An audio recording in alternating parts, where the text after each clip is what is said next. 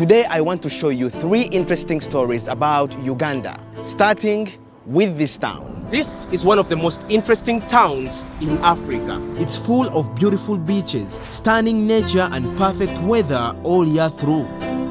Welcome to my little hometown, Entebbe, Uganda. This town is located in central Uganda by the equator, by the shores of the second largest freshwater lake in the world.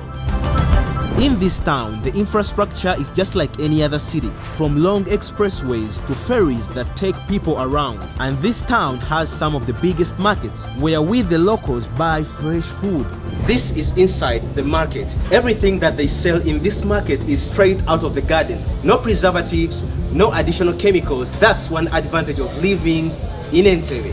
In the newer side of this town, you'll see many new beautiful homes built by local investors for the local people. And this town has some of the simplest yet beautiful malls that I've ever seen, with many international brands present here.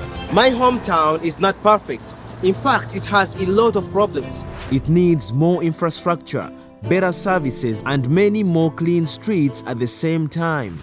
But if you're still wondering how a place that we call home looks like, well, this and this is the answer, and that's not a bad place to call home. But did you know that this country sometimes looks and feels like India? Let me explain. This country looks and feels like India, from the buildings to the food and even the people, despite these two places being thousands of kilometers apart. So is this the second India? Let me tell you. This is East African Uganda, and this country has a huge Indian community, but it wasn't always like this. You see, a long time ago, this country was controlled by the British, and one time they wanted to build a railway that could link this country to the eastern coast of Africa, but they couldn't do it without manpower. So they brought in experts from British India who built the railway. And once the project was done, many decided to stay. Some became permanent residents, citizens, and others businessmen.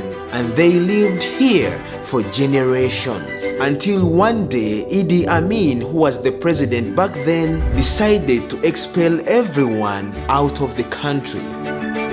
And decades later, everyone was called back.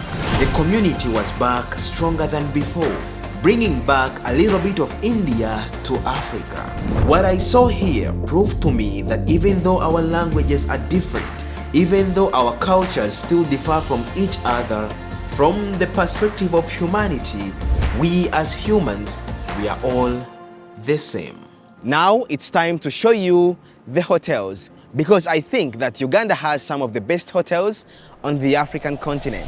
Last December, I went on a trip across one African country. And today, I want to show you some of the interesting places where my friends and I stayed for 6 days. This was the first place where we stayed. It's in the middle of the jungle by the strongest waterfall in the world, Machishon Falls. This place is called Nkundwa Nile View Lodge, and because this lodge is in the middle of nowhere, it gave us some of the most magnificent sunsets that we had never seen. Yes, this is where we stayed for 2 days, but for the next couple of days, we stayed at other cool resorts and hotels too, like this place called CP Valley Resort, with views that were overlooking this beautiful waterfall. This hotel called Mount Elgon and Spa in the eastern side of the country, and this one where we stayed on the very last day called Source of the Nile Hotel, Jinja, located in the most adventurous town in East Africa by the most colorful bridge on the longest river in the world. All these places were unique, beautiful, affordable, and every staff member that served us was friendly. These hotels, lodges, and resorts are here in East African Uganda. You need to come, visit, and support these hotels. Trust me, you won't be disappointed at all. Thank you so much for watching this video. I really hope that you enjoyed it. Don't forget to follow for more videos like this.